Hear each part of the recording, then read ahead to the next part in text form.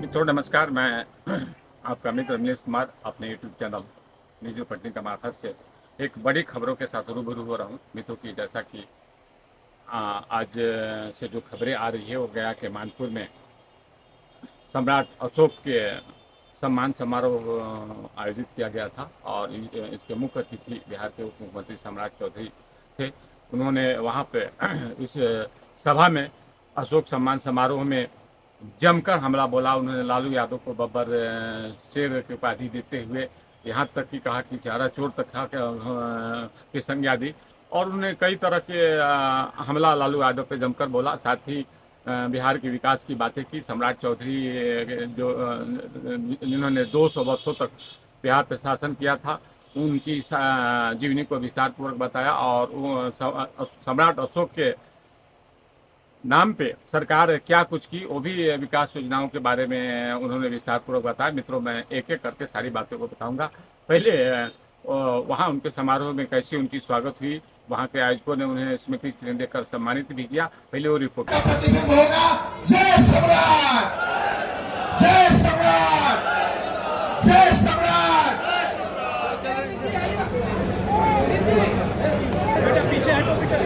भैया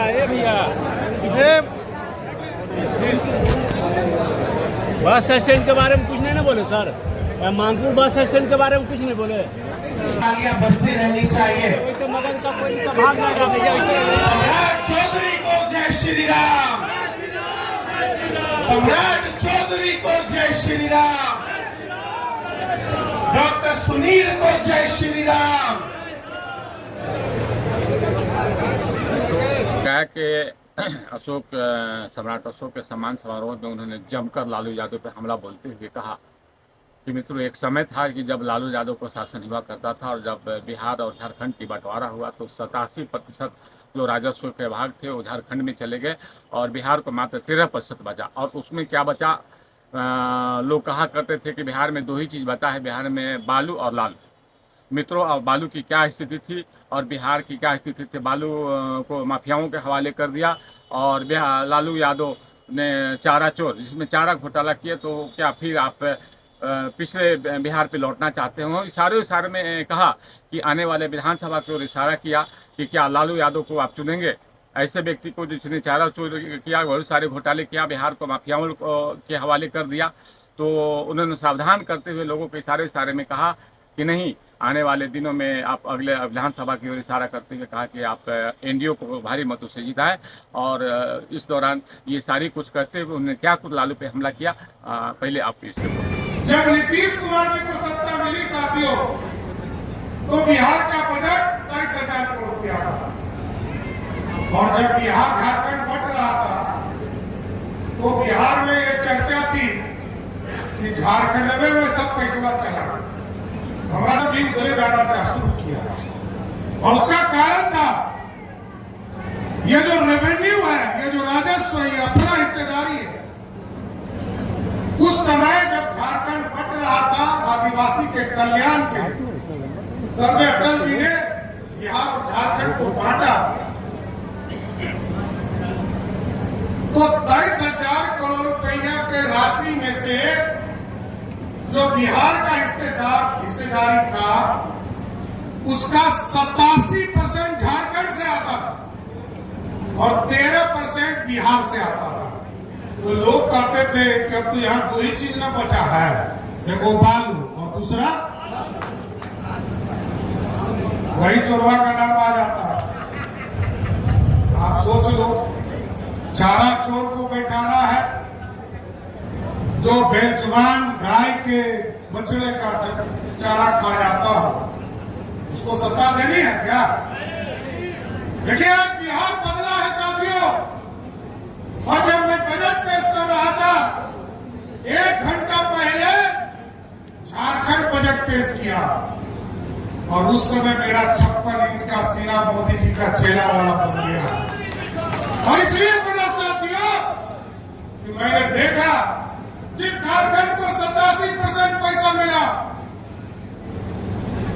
उस झारखंड का बजट 1,40,000 करोड़ का था और बिहार का मैं बजट पेश कर रहा था सम्राट चौधरी कुशवाहा का बेटा बजट पेश कर रहा था तो 3,17,000 करोड़ का बजट।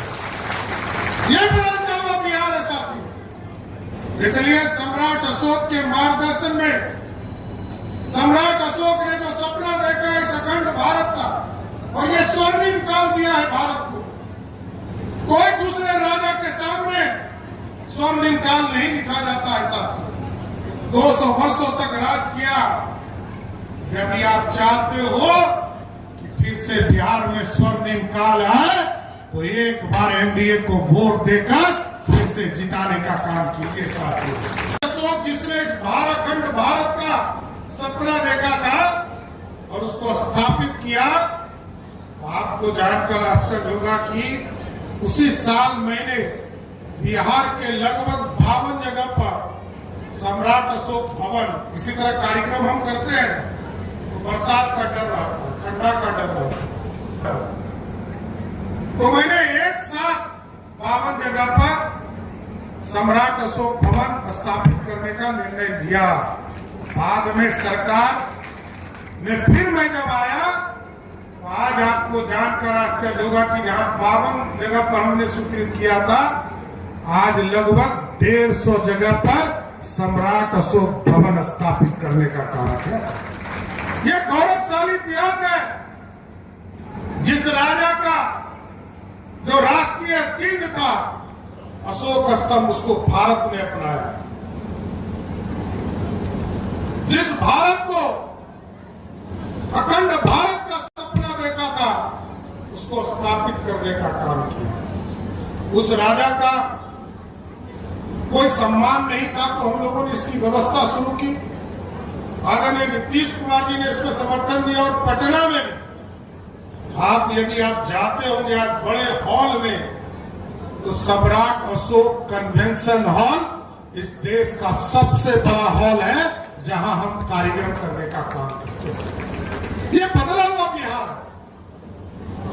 और साथियों आप समझिए, अभी जब हम सत्ता में आए तो आपने पिछले साल का बजट देखा होगा कि तरकारी बिक्री केंद्र, लोग को लगता है कि ये क्या सोच रहे हैं, क्योंकि हम जानते हैं आपके चेहरे पर तब खुशी होगी जब तरकारी 3 गुने दाम में बिकने लगेगा और देश से बाहर जाने लगेगा तरकारी। तो हमने 2 बड़े फैसले किए साथियों। एक तो तरकारी का केंद्र सभी प्रखंडों में खोला और निर्णय लिया कि अब इसको हम पंचायत लेवल तक ले जाएंगे। लेकिन तरकारी जो हमारा सब्जी जो हमारा जमीन से निकलकर जमीन में, क्योंकि हम जानते हैं कि अपने शरीर के खून को जलाकर आप सब्जी उत्पादन करने का काम करते हैं और उसको बचाना, उसके लिए हम लोगों ने सभी प्रखंडों में 534 ब्लॉक के 534 ब्लॉक में कोल्ड स्टोरेज बनाने का निर्णय लिया कि अब सभी जगह कोल्ड स्टोरेज रहे। देखो पहले हम लोग इंतजार करते थे कि बिहार शरीफ चलिए वहीं आलू रखेंगे, भागलपुर चलिए वहीं पर हम जाकर रखने का काम करेंगे। लेकिन इस व्यवस्था को हमने बदला और अभी निर्णय लिया कि सभी प्रखंडों में हम कोल्ड स्टोरेज खोलेंगे और हम तो सबसे आगे। जैसा कि देखा आपने इस रिपोर्ट में सम्राट चौधरी ने काफी कुछ विस्तार में बातें कही और सम्राट चौधरी ने जिन उद्देश्यों के लिए इस कार्यक्रम में उन्हें बुलाया गया था उस पर भी उन्होंने विस्तार पूर्वक बातें करते हुए कहा कि इसमें इशारे में कहा कि लोग समाज विशेष की भागीदारी की बात करते हैं। उन्होंने जो सम्राट अशोक की जो कुशवाहा समाज द्वारा आयोजित की गई थी समारोह, उस ओर भी इशारा करते हुए कहा कि देखिए लोग बातें करते हैं कि उचित भागीदारी भाजपा नहीं देती है, एनडीए नहीं देती है।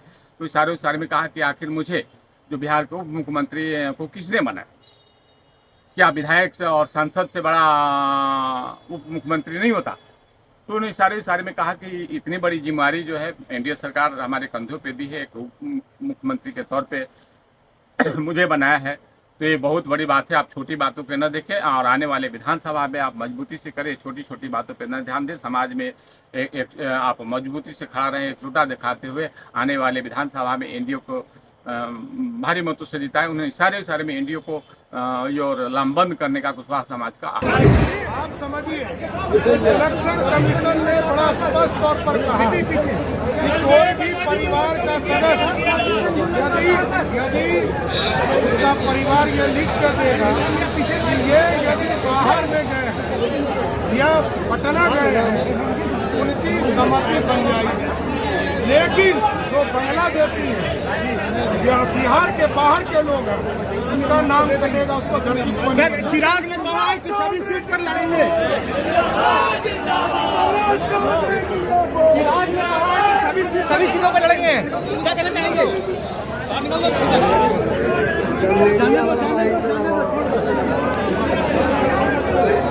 एसआईटी उसका रिपोर्ट जारी कर देगा, एकदम कंफर्म रहिए। पूरी इंक्वायरी हो चुकी है।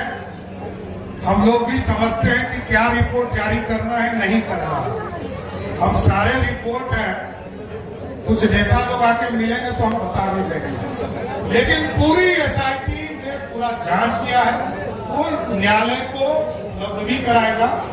दूसरा एक बस स्टैंड का इशू है, जरूर मैं सुनील जी जाके कर देंगे तो ठीक है, नहीं तो मैं चलकर उसका शिलान्यास होगा।